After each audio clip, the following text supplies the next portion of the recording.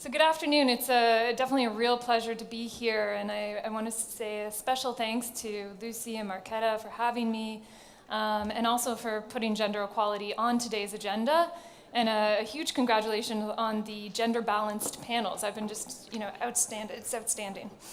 What I'd like to do today is to talk to you about the gender equality opportunity. So right now we have a broken system.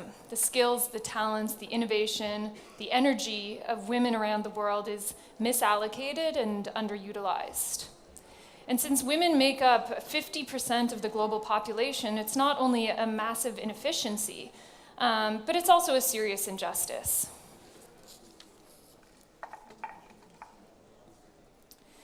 So the potential of women and girls is stunted by a range of legal, economic, and social barriers.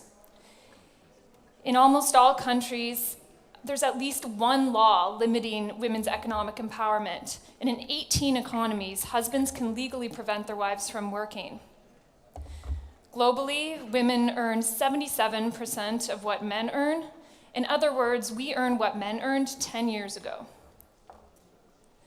The percentage of women in senior management has hovered around 24% for the last 10 years, and only 12% of global board seats are occupied by women. Women are 15% less likely to have a bank account, and most of the world's unpaid care work, so child care, elderly care, household chores, falls to women. In the EU, 25% of women report that the reason that they are not in the labor force is because of their care responsibilities, versus just 3% of men that report the same. There are approximately 197 million women who want to stop or delay having children that do not use contraception. And 1 in 3 women still experience physical or sexual violence, often, and actually in the most cases, by an intimate partner. And I think the rate in the EU is something like 1 in 5.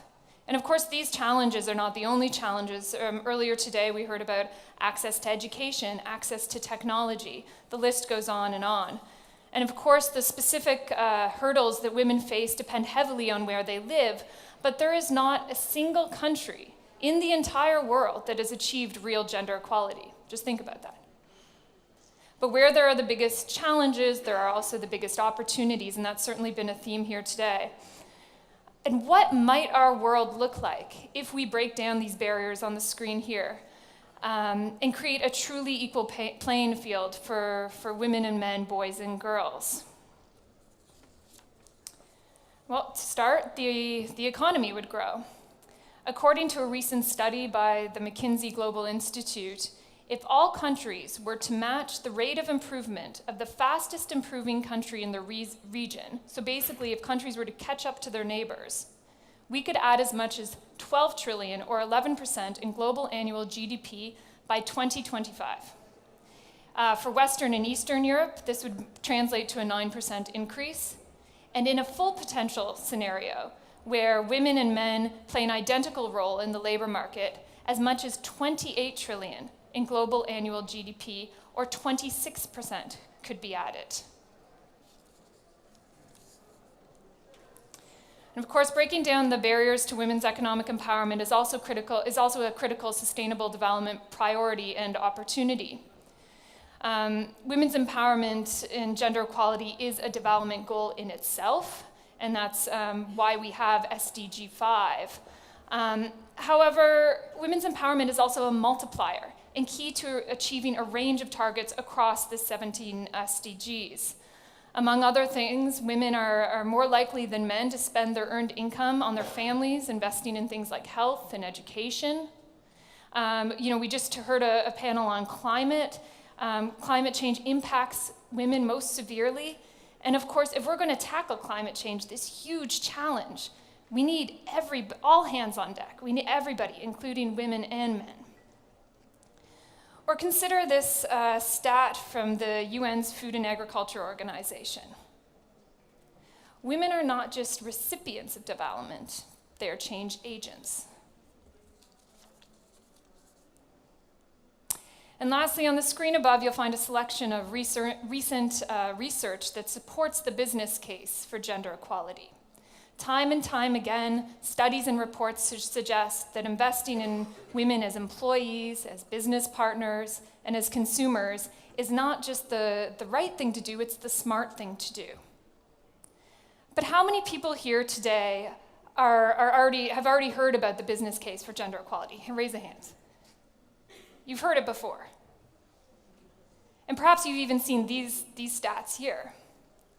But do we really still need to be convinced that gender equality is good for business? While progress is being made, we're not moving fast enough. Let's consider how long it will take us to achieve gender equality in the workplace. At the current rate, we're looking at 79 years. That's year 2095. The Sustainable Development Goals will have expired 65 years prior, and I will be 112 years old. So what can be done to accelerate the pace of change? How can we move faster? And what can business do to be part of the change? I'd like to suggest two proposals. The first is that we need an integrated approach. Ad hoc approaches only yield incremental change.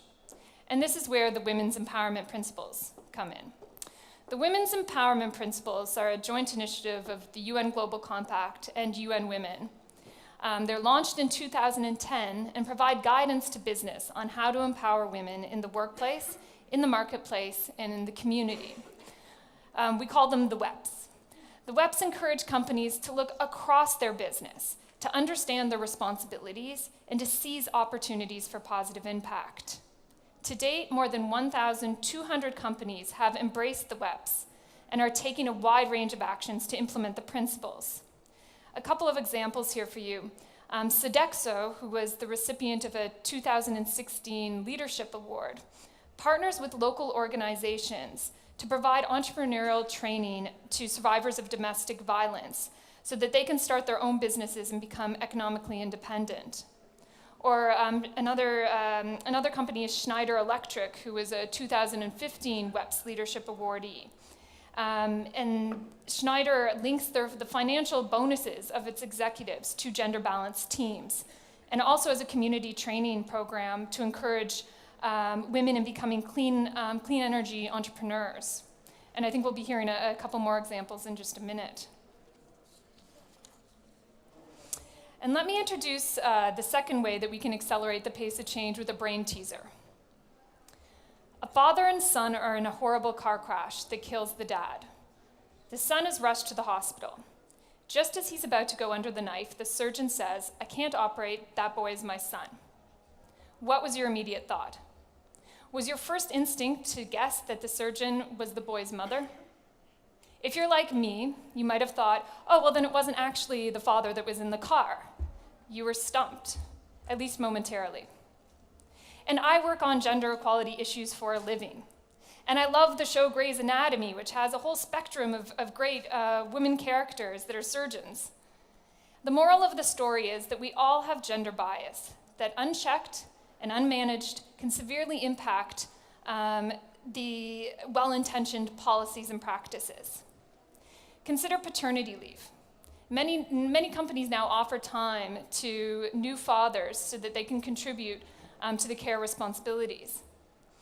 However, unless new fathers are explicitly encouraged to take paternity leave, and the company culture really supports working mothers and fathers, these men might think, oh, well, maybe I shouldn't, nobody else is doing it. And that just results in them not being able to have that time with their child, and the burden of the care work yet again falling to the woman.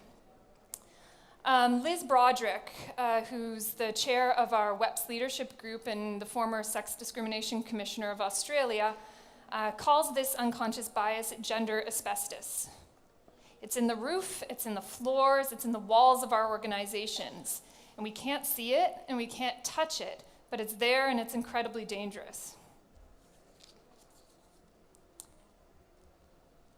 The good news is that more and more is being done to challenge stereotypes and unconscious bias. A great campaign that you may be familiar with is UN Women's He for She initiative, which invites people everywhere to come together and be equal partners for gender equality. The campaign has been particularly effective in reaching out to men and combating the idea that gender equality is a woman's issue. In fact, when Emma Watson here, you see her on the screen here, launched the campaign in Davos, she specifically addressed the businessmen in the room and asked them if they had implemented the women's empowerment principles. So there's a very nice synergy with the WEPS initiative. And then earlier this morning, we also heard about that the Global Compact's executive director, Lisa Kingo, recently announced that our office will no longer participate in or host all-male panels, or as I heard them called recently, manels. Not only does diversity of perspective benefit the conversation, but by including women in important business forums, including this one, we change the optics and we challenge these stereotypes. So in conclusion, we just can't afford to wait till 2095 to achieve gender equality. There's just simply too much at stake, including the Sustainable Development Goals. We need to work together and speed up progress. I do believe that we have the research, we have the tools, and we do have some very, very inspiring, innovative approaches to work with. So really what we need here is the will. Thank you.